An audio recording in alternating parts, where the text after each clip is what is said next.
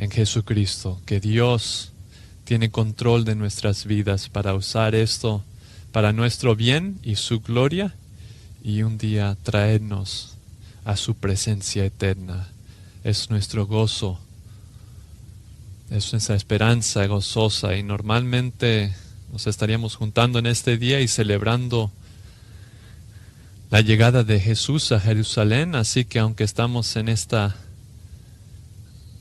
medio distinto, vamos a hacerlo lo mismo, porque es el principio de la Semana de la Pasión, y pensar en la entrada de Jesús a Jerusalén hoy. Y luego vamos a tener un servicio el viernes, y creo que va a ser a las 7:30 en la tarde el viernes, y luego estaremos aquí también el domingo a las 10:30 después de eso para celebrar la resurrección. Y si quieren ir en sus Biblias al capítulo 19 de Lucas, que leí hace un rato, estarás en la escena para nuestro vistazo a la coronación humilde del alto Rey del cielo. El texto que leí, si estaban escuchando, se dieron cuenta que está lleno de ironía, lleno de contraste.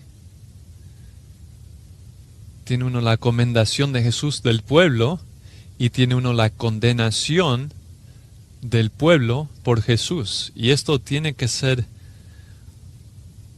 una coronación sin igual que jamás se ha visto. Por un lado es grande y entusiástico, lleno de aclamación y admiración, generado por el gozo y la esperanza del pueblo por la llegada de su Mesías venidero. Por el momento pareció que Jesús sería ese Mesías, y que victoria eminente sobre todos sus enemigos estaba por llegar, y en anticipación de eso y la gloria de esos triunfos y la llegada del reino de Dios, ellos estaban literalmente emocionados. Pero por el otro lado, vemos lo superficial de esa emoción y la hipocresía de eso, porque todo termina con una pronunciación de destrucción. En vez de juicio cayendo sobre sus enemigos y la llegada del Mesías trayendo victoria, el juicio caería sobre ellos, traído a causa de ese mismo Mesías. En vez de ver las glorias de conquista, van a experimentar las agonías de ser conquistados. En vez de experimentar la bendición de Dios, están a punto de experimentar el juicio de Dios. Así que el contraste entre la actitud y las acciones de la gente es claro. Después de ver sus milagros, tienen lo mejor en mente. Es tiempo de reino, es tiempo de exaltación. Él, después de ver la incredulidad de ellos, tiene lo peor en mente. Es tiempo para la devastación, no la exaltación. Ellos esperan un héroe conquistador y reciben un juez que les condena. ¿Ha visto alguna vez una coronación como esta, donde el mismo evento, el rey siendo ofrecido el trono, se niega al trono y se voltea a la gente que lo está ofreciendo y les pronuncia destrucción, les condena a destrucción? No creo que alguna vez ha habido una coronación así, pero es exactamente el caso en esta coronación humilde del alto Rey del cielo. Habían pasado algunas semanas desde que Jesús había resucitado a Lázaro de los muertos, y habiendo hecho eso en Betania, fue a Galilea y pasó algunas semanas en Galilea, y después volvió hacia Jerusalén para la Pascua. Y al ir hacia el sur desde Galilea, cruzando el Jordán hacia el este, a Perea, bajó hacia el sur en Perea y otra vez cruzó el Jordán al norte de Jericó. Entró a Jericó, y sabemos que cuando estaba en Jericó sanó a 2 mendigos ciegos les trajo salvación, y también trajo salvación a un hombre muy famoso de baja estatura que se llamaba Zaqueo, un publicano. Y después de esos encuentros únicos en Jericó, procedería a subir a Jerusalén. Son como 17 millas el subir de Jericó, porque está debajo del nivel del mar, subiendo unos 4,000 pies hasta la ciudad de Jerusalén.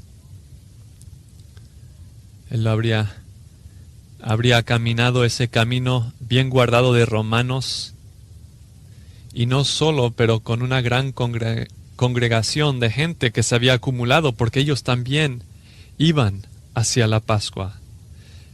Y un grupo más y más grande de viajeros. Había gente esperando en la ciudad para la Pascua. Así que había una multitud delante de él y que venía con él y detrás de él también. Juan 12:1 dice que llegó a Betania, que está a 2 millas al este de Jerusalén, 6 días antes de la Pascua. Eso sería antes del anochecer el sábado. Y ese sábado se le invitó a una comida en su honor. Mateo describe esa comida y Marcos también. Solo 6 días hasta llegar a la cruz. Solo 6 días hasta los clavos, la corona de espinas, el cargar el pecado, hasta la experiencia de estar sin el Padre en la crucifixión al convertirse en el sacrificio por el pecado. Durante esos días tempranos de su llegada, él buscó compañerismo.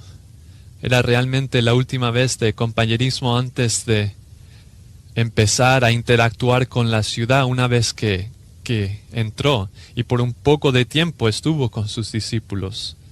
Estuvo con sus amigos María, Marta, las hermanas de Lázaro, a quien había resucitado de los muertos. Pero no fue la comunión más pura, porque Judas estaba ahí y él sabía qué iba a hacer Judas. El próximo día fue el domingo. Se quedó en Betania, mejor que podemos entender, y la gente salió a verlo de acuerdo a Juan capítulo 12. Escucharon que estaba en Betania, que supieron también que había resucitado a Lázaro y salieron a ver este obrador de milagros que resucitaba a los muertos. Era lunes realmente antes de entrar a Jerusalén. Lo celebramos como el Domingo de Ramos, pero seguramente fue el lunes, y es ahí donde lo encontramos en el texto de Lucas 19. En todas las coronaciones de la historia del mundo nunca he visto un monarca tan supremo, tan exaltado, tan puro, tan poderoso, tan soberano y tan digno como fue nuestro Señor Jesús. Nadie ni se acerca, ni todos sumados se acercan a los pies de su infinita gloria. Aunque Él es la persona más gloriosa que ha recibido jamás una coronación, es la más baja y humilde de todas las coronaciones. Él procede de Betania en ese lunes, subiendo la montaña a Jerusalén. Él sabe lo que está delante de él, una semana de conflicto intenso que empieza eventualmente con el limpiar el templo, donde ataca la falsa religión del judaísmo, y en vez de atacar a sus enemigos les está atacando a ellos, y el conflicto con los líderes va a ser día tras día hasta que finalmente un juicio falso y su crucifixión el viernes. Se dirige subiendo la montaña hacia la muerte. Solo son 2 millas realmente de Betania, pero es el fin de una larga trayectoria del cielo a la tierra, a través de años y años de vivir en este mundo maldito del pecado, 3 años de ministerio, muchos viajes a Jerusalén, muchas Pascuas, y esta va a ser la última. Se dirige a la muerte donde agarró la vida. como el rescate redimiendo la muerte ratifica el nuevo pacto, el perdón a través de la gracia, propiciación por los pecados de su pueblo, una muerte que destruirá la muerte, será la muerte de la muerte, una muerte que provee perdón de pecados y cielo eterno para los que creen. Y antes de venir a reinar, tiene que venir a morir y a resucitar. Y es importante notar que hasta este punto Jesús nunca había permitido una demostración pública declarándole como el Mesías. Nunca lo había hecho. De hecho, cuando lees los evangelios, ves que él trata de quitarse del lugar cuando las cosas empiezan a ir en esa dirección. Y es la primera vez en su vida que permitió esa demostración pública de que Él es el Mesías, que eso se llevará a cabo. Es la única ocasión. ¿Y por qué ahora? ¿Por qué ahora? Porque fue diseñado para inflamar a sus enemigos más que cualquier otra cosa lo haría, de tal forma que ellos movieran rápidamente para tomar su vida. Él sabía que el plan de Dios era que Él moriría como el Cordero de Dios y que Él moriría el próximo viernes a la misma hora cuando las ovejas o los corderos del sacrificio estaban siendo sacrificados, moriría por el pecado de su pueblo, y tenía que crear un evento que enojaría tanto a sus enemigos que irían rápidamente para lograr que Él fuera a la cruz, pensando que ellos estaban operando en su propio tiempo, pero que estaban haciendo el plan de Dios al detalle del momento. Quería esa muestra pública al grupo más grande para amenazar a los líderes judíos y causarles que se dieran prisa para buscar su muerte, porque tenían que estar en la cruz el viernes. Decenas de miles de personas estaban en Jerusalén en la Pascua. 10 años más tarde tenemos récord de que muchos corderos fueron muertos. 260,000 corderos fueron sacrificados en la Pascua del 10 años más tarde. Un cordero se sacrificaba por una familia entera, así que multiplicando ese número de corderos, te daría muchísima gente que estaba en Jerusalén en ese tiempo. Esto estaba diseñado para inflamar a sus enemigos. Estaba en el lugar exacto, en el momento perfecto, y estaba al final de este viaje que había empezado en versículo 9, en capítulo 9, versículo 51 de Lucas nos muestra dónde empieza ese viaje, y este es el último viaje de su vida y fue el fin del viaje de su encarnación. Finalmente va hacia Jerusalén. Su llegada crea un evento masivo. Miremos en Lucas capítulo 19 y quiero que veamos 3 cosas que básicamente afirman que Él es el Mesías. Número 1 tiene que ver con la anticipación del evento.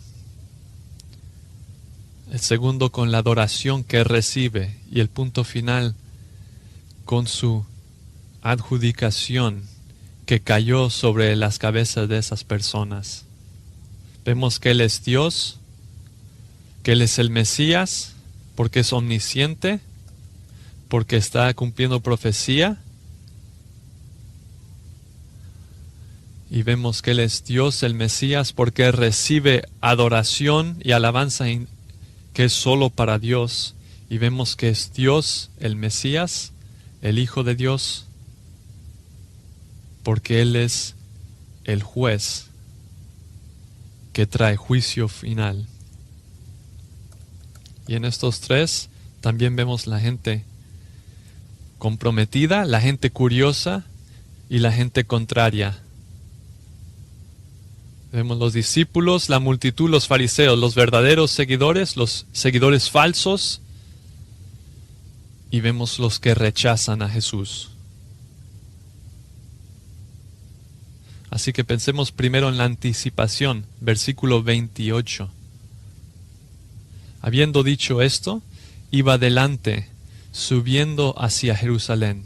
Después de decir estas cosas, se refiere a una parábola que él había dicho, que se ve previamente, que ilustra la misma experiencia que va a tener en esta coronación. Terminó la parábola y se puso en rumbo hacia Jerusalén. Cuando se acercó a Betfagé y Betania, cerca del monte que se llama de los Olivos, envió a 2 de los discípulos. Parar un momento. Dije, son como 4,000 pies de subida de Jericó hasta allá, y ahora he estado en Betania, que está solo un par de millas al este, pero Betania está en el lado de atrás de las montañas, y desde ahí no puedes ver toda la gloria de la ciudad de Jerusalén. Y llega a estas últimas millas no como un conquistador en un caballo blanco, pero como un humilde sacrificio en un burro. Y estos 2 pueblos, Betfagé significa casa de higos que están demasiado maduros, es la única mención de este pueblo, y Betania significa casa de fruto de palmas, ¿no? Y refleja el tiempo agrario en el que están viviendo. Y están cerca del Monte de los Olivos, que está justo al este del templo, en el este de Jerusalén. Y hay una sierra que corre de norte a sur, al este de Jerusalén. Y esa sierra tiene 3 montañas. Uno es el monte Scopus, de 2,600 pies, y el monte de Corrupción, el que está más al norte es Scopus, y el que está en medio es el de Corrupción, de Segunda de Reyes, y se llama el monte de la Corrupción porque ahí es donde los israelitas pusieron los ídolos, muchos ídolos, a Ashtarot, a Kemot, y también la adoración a Baal. Por eso se llama el monte de Corrupción, pero en medio de estos 2 está el monte de los Olivos. La ciudad no se puede ver hasta que uno sube por encima del monte de los Olivos y ya puede divisar la ciudad. Así que al acercarse a Betfagé y a Betania, todavía no había visto la ciudad, ni la gente de la ciudad le había visto a él. Así que mandó 2 de sus discípulos diciendo: id al pueblo que está delante, y al entrar verán un pollino sobre el cual nunca nadie se ha montado, desatadlo y traedlo. Está haciendo un poco de pausa en su viaje, los manda a este pueblo que está cercano con un propósito específico: demostrar su omnisciencia y cumplir la profecía. Dice en el versículo 30, id a la aldea que está enfrente, seguramente Betfagé, y encontraréis un pollino atado ahí. ¿Cómo lo sabe? Porque es omnisciente. Él sabe esto. Mateo dice, inmediatamente encontrás un burro. Él sabe esto, sabe que es el pollino de un burro y que la madre de ese pollino estará ahí también. También sabe que este es un pollino sobre el cual nadie se ha montado. Dice, desatadlo. De alguna forma dice desatadlo 5 veces. Este animal estaba guardado para el Mesías. Nadie se había montado en él antes. Y al desatarlo, final del versículo 30 dice, traedlo aquí. Y si alguien nos pregunta, versículo 31, ¿por qué lo desatáis? De esta manera hablaréis, porque el Señor lo necesita. No estaba robándolo, solo lo estaba tomando prestado por el día.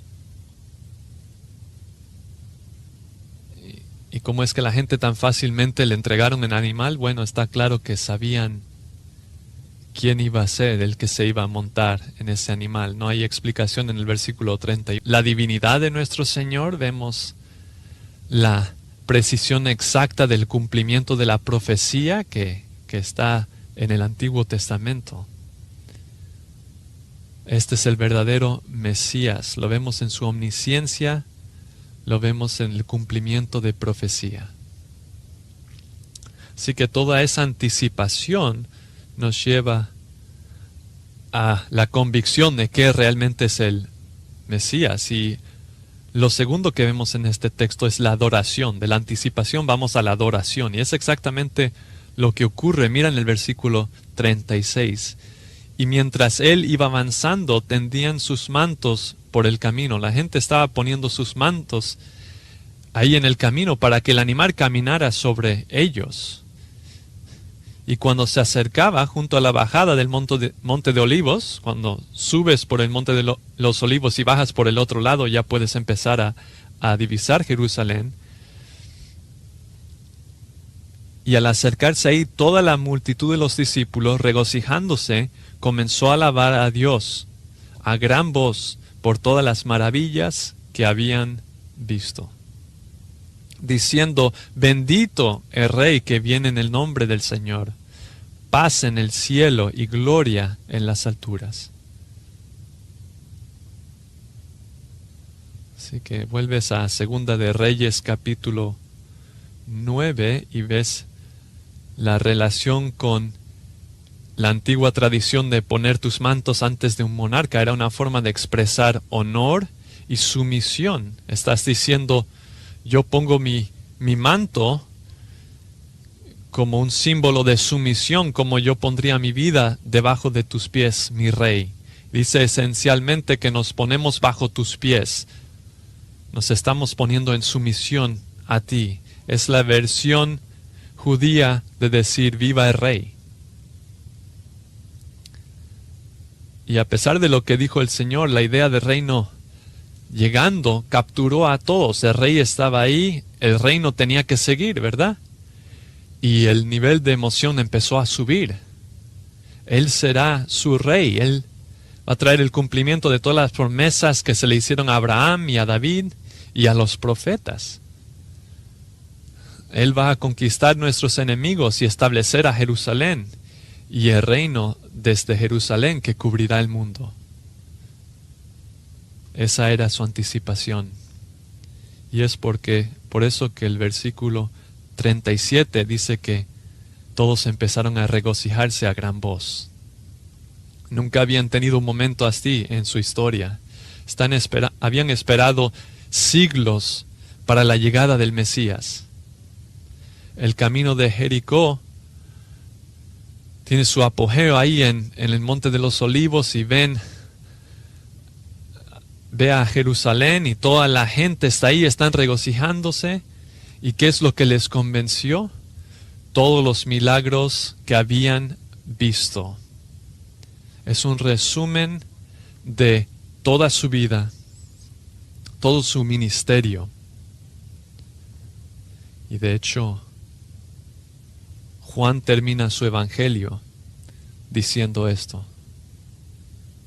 También hay muchas otras cosas que Jesús hizo, las cuales si fueran escritas en detalle, creo que ni el mundo podría contener los libros que se escribirían.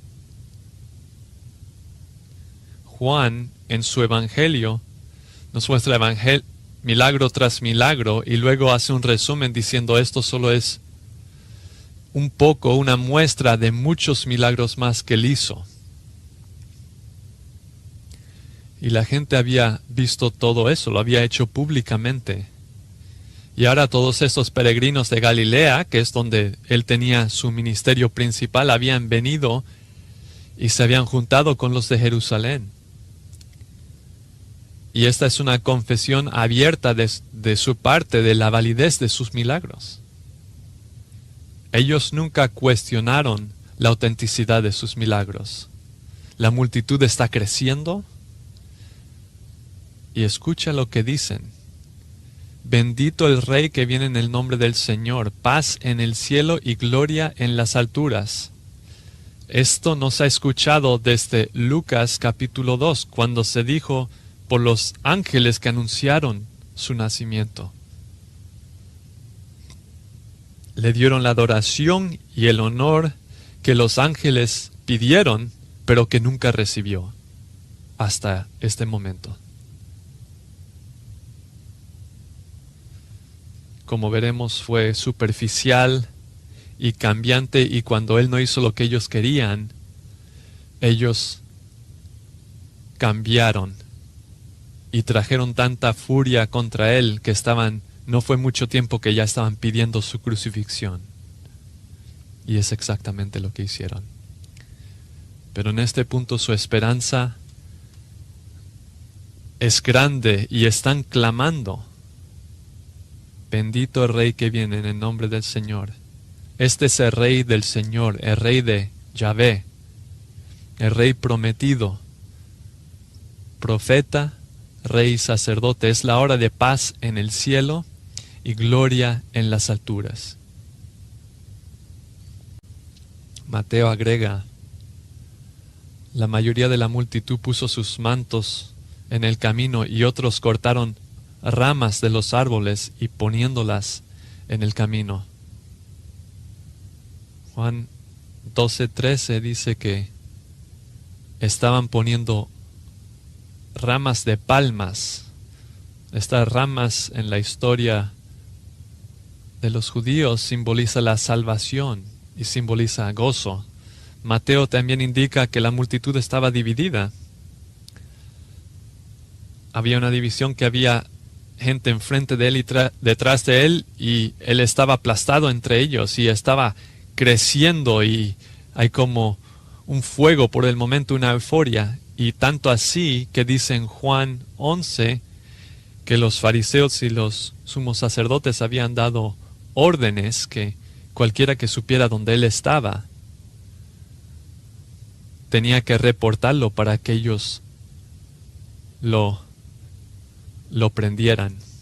Y Juan ha dado advertencia de que cuando ocurra esto, los líderes no van a estar contentos. La emoción de la multitud está subiendo y hace que la furia de los líderes sea más grande. Con una voz, todos ellos diciendo: bendito el Rey que viene en el nombre del Señor. Mateo agrega que dicen: Hosana, Hosana al Hijo de David. Y Hosana es una frase exclamatoria de sálvanos ahora, redímenos ahora. Tenían una redención terrenal en mente, pero él había venido a traer una redención espiritual. No conquistar a Roma, sino el pecado y la muerte, y reconciliar a pecadores con Dios. Y dijeron: Hijo de David, el título mesiánico más común. Y estaban realmente dando eco a los salmos, especialmente Salmo 118. ¿Pueden mirarlo conmigo? Salmo 118, versículo 22. Vemos esto: la piedra que desecharon los edificadores ha venido a ser la piedra principal del ángulo. Hablando de Cristo, ¿verdad? Obra del Señor es esto, admirable a nuestros ojos. Este es el día que el Señor ha hecho. Regocijémonos y alegrémonos en él. Te rogamos, oh Señor, sálvanos. Ahí es Hosana. Te rogamos, oh Señor, prospéranos ahora. Bendito el que viene en el nombre del Señor. Desde la casa del Señor os bendecimos. Bendito es el que viene en el nombre del Señor. Es un salmo de salvación. Se llama a veces el Salmo del Conquistador, y 100 años antes de esto se usó para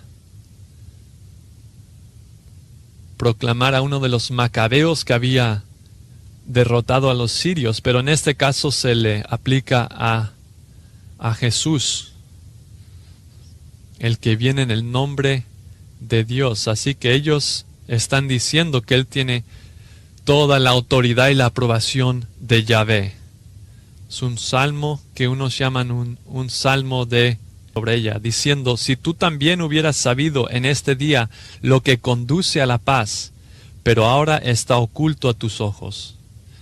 Porque sobre ti vendrán días cuando tus enemigos echarán terraplén delante de ti, te sitiarán y te acosarán por todas partes, y te derribarán a tierra y a tus hijos dentro de ti, y no dejarán en ti piedra sobre piedra. Porque no conociste el tiempo de tu visitación.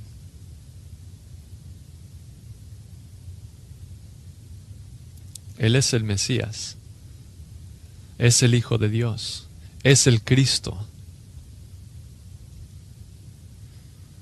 el que es omnisciente, que sabe todo, aun esas cosas que no se ven por medios humanos.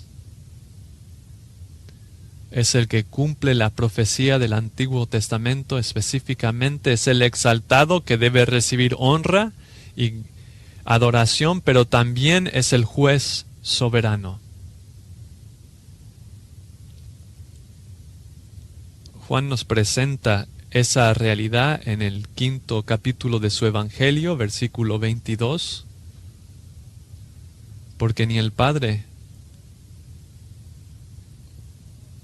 juzga a la gente, sino que ha dado eso al Hijo, para que honren al Hijo como han honrado al Padre. El que no honra al Hijo, no honra al Padre, quien le ha mandado. Y verdaderamente os digo, el que escuche mi palabra y crea al que me ha mandado tiene vida eterna, y no entra al juicio, sino ha pasado de la muerte a la vida. Verdaderamente les digo que viene una hora, y ahora es, cuando los muertos escucharán la voz de Dios, y los que la escuchan vivirán, porque tal como el Padre tiene vida en sí mismo, aún así dio al Hijo también de tener vida en sí, y le dio autoridad para ejecutar juicio, porque es el Hijo del Hombre. No os maravilléis en esto, porque llegará una hora cuando todos los que están en la tumba escucharán su voz, y saldrán los que hicieron buenas obras a resurrección de vida, y los que obraron mal a resurrección de juicio. Él es el que tendrá juicio final, pero también es el que dará sentencia en esta ocasión. La escena va inmediatamente de gozo a horror, de lo más alto a lo más bajo. Todos están diciendo paz en el cielo, gloria en las alturas, y él dice destrucción. Ellos pronuncian gloria sobre él y él pronuncia juicio sobre ellos. El final es trágico. Y como dije, en la primera vez en toda su vida ha permitido una declaración pública de él como Mesías, de lo cual es digno. Y toda la adoración no sería bastante. No callará a las multitudes. Pero pronto esa multitud va a estar diciendo crucifícale, crucifícale. No queremos que este hombre reine sobre nosotros. Así que Jesús en versículo 40 dice: os digo que si estos callan, las piedras clamarán. Es una primera clase condicional, significa que es una afirmación de realidad, que se podría decir: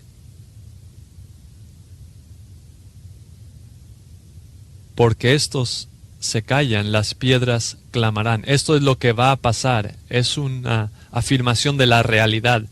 Los mismos que están adorándole van a parar y ellos callarán.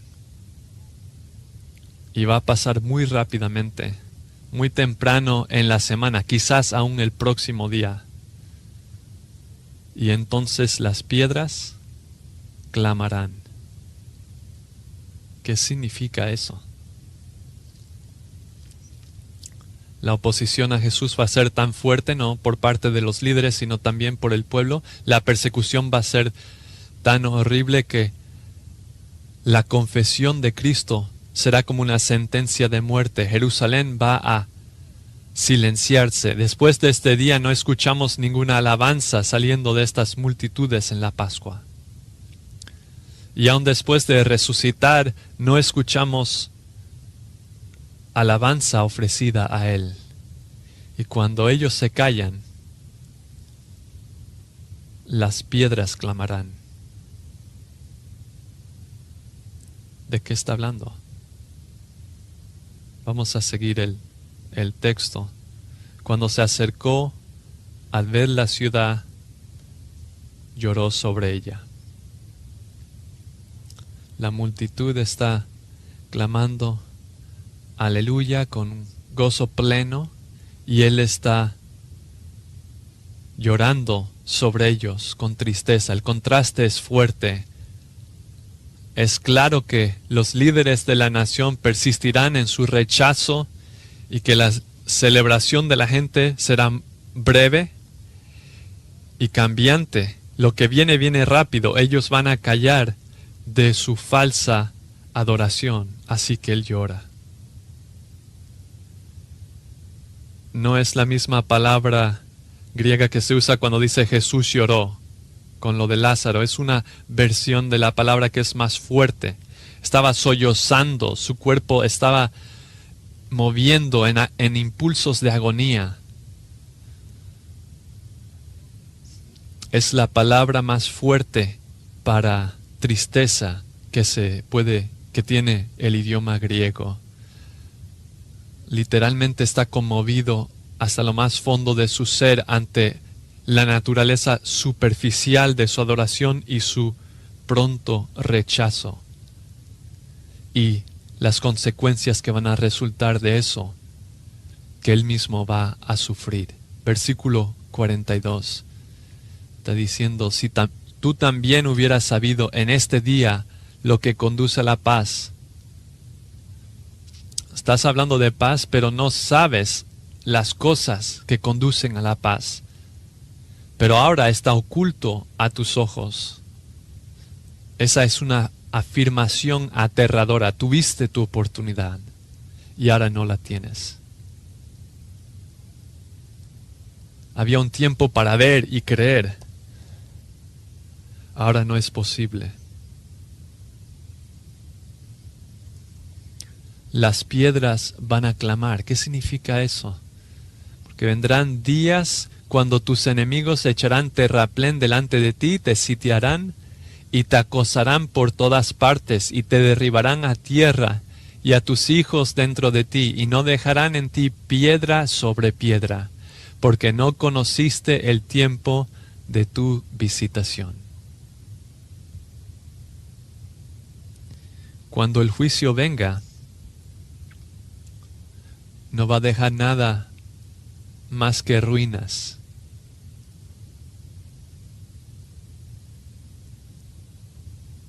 Solo Dios sabe el futuro.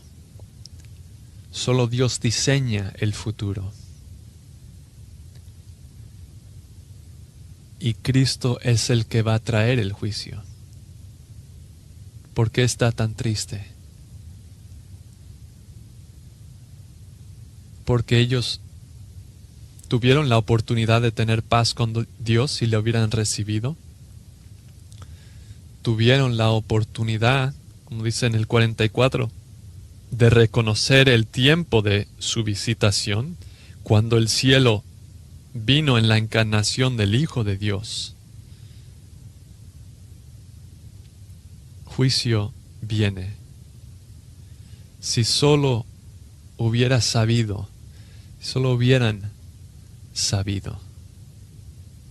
En este día, ¿qué es esto? El tiempo de su presencia, el día de su presencia. Si solo conocieran, si solo creyeran,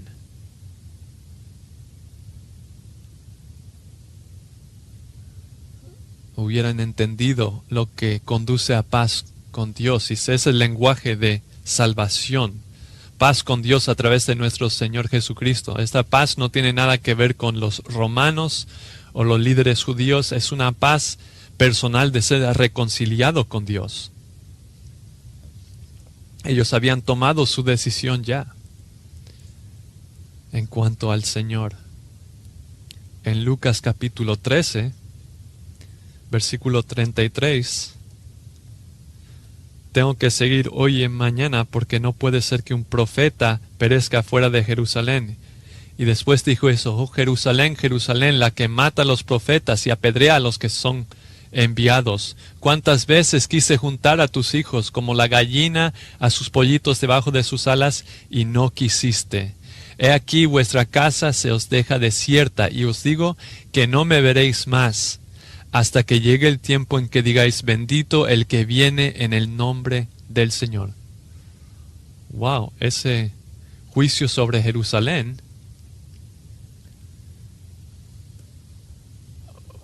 posiblemente se canceló porque es lo que dijeron en la transfiguración. Es una expresión de fe. ¿Eso hace a un lado el juicio? No, para nada. Esto fue tan superficial como se evidencia en que luego estaban clamando su sangre. Tuviste tu oportunidad para la paz, ahora el juicio vendrá. No pueden mirarlo, está escondido de vuestros ojos por ahora. No creerían y ahora no pueden creer. Solo había un pequeño remanente, ¿verdad? En el aposento alto. Al continuar la nación en su rechazo fuerte. ¿Qué se requiere al juicio en 43 y 44? Es la destrucción de Jerusalén y su templo. Porque vendrán días, muchas veces se usa eso en el Antiguo Testamento de una afirmación de juicio. Oseas, Amós, otros lo usaron. Es una declaración de juicio. Jesús lo dijo, lo acabo de leer en el capítulo 13, pero aquí muestra este juicio. Lo desarrolla. Dice, tus enemigos echarán terraplén delante de ti para sitiar, para cerrar a la ciudad, para que nadie pueda entrar ni salir. Esto literalmente mata a una ciudad por falta de comida, y es exactamente lo que hacían los romanos. Te rodearán, te sitiarán para que nadie entre y salga. Estás sellando a la ciudad para que no entren provisiones, y cualquiera que trate de escapar después de estar sitiado será matado. Miles dentro morirán de hambre, y es exactamente lo que pasó en el sitio de Jerusalén en 70 después de Cristo. Los judíos se rebelaron contra Roma y eso llevó al sitio, y para el año 70 después de Cristo decenas de miles habían muerto bajo el sitio romano. Y una vez que los romanos entraron, versículo 44, derribaron a tierra la ciudad. Es un verbo aquí que significa estallar contra la tierra. La ciudad será rota totalmente. Es lo que hicieron los romanos cuando llegaron al templo. Ellos bajaron las piedras y lo aplanaron totalmente. ¿Cuáles son las piedras que van a clamar? Esas son las piedras. Las piedras que claman no es una forma de expresión. Esas son piedras físicas que darán testimonio de esto. Las ruinas de Jerusalén claman, gritan la verdad de la incredulidad y el rechazo del Mesías por parte de Jerusalén. Y era tan superficial ese día. Tú y tus hijos dentro de ti. Después de 5 meses de sitio, los romanos entraron a los judíos debilitados que no pudieron defender a Jerusalén, y los romanos entraron a Jerusalén matando a todos por el camino. Los hombres más fuertes los capturaron para ser gladiadores. Destruyeron la ciudad, todo excepto el muro de lamentos al oeste de la ciudad. Decenas de miles de personas murieron. Y luego salieron los romanos de la ciudad y destruyeron muchas ciudades en Israel. La destrucción será tan total que no dejarán piedra sobre piedra. Destrucción total, juicio divino. ¿Por qué? Porque no conociste el tiempo de tu visitación. Visitación, episcopes, la visita del Dios encarnado, la visita del Hijo de Dios. El día de visitación es una frase antiguo testamentaria de la venida de Dios, el acercarse a su pueblo, y puede ser para bendición, pero también puede referirse a lo mismo para juicio. Vino para bendecir, y a rechazarle vino para traer juicio. Los que no creen van a ser visitados por el Señor en juicio. ¿Quién es este Jesús? ¿Es el Mesías? Bueno, fue omnisciente, sabía cosas que no se podía saber con los sentidos humanos. Cumplió la profecía hasta el detalle. Recibió adoración y alabanza. Y predijo y pronunció juicio. Y ese juicio vino. La visitación de Dios viene o en salvación o en condenación. Llega de una forma o de otra.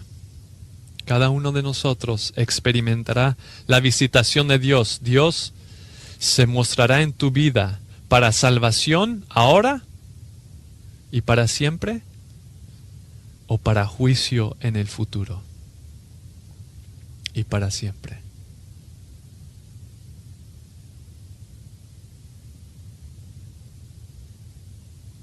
Jesús visitó la tierra de Israel en ese siglo,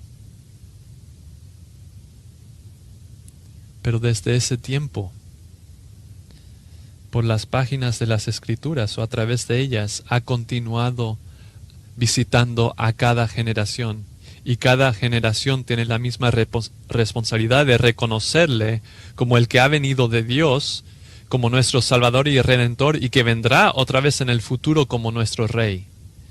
Y si tú lo reconoces como Cristo, el Señor, confías en Él como tu Salvador, has recibido la visitación de Dios para salvación. Pero si le rechazas, tú tendrás una visitación de Dios, pero será para juicio. Y el que vino a ofrecerse como tu Salvador será él mismo tu juez. Esta es la gran realidad de la verdad divina, cómo se relaciona en su forma más pura a todo ser humano. Van a tener una visita de Dios, ya sea para salvación o condena. Para recibir el regalo de la vida eterna y perdón de pecados por fe en Jesucristo, o para recibir la sentencia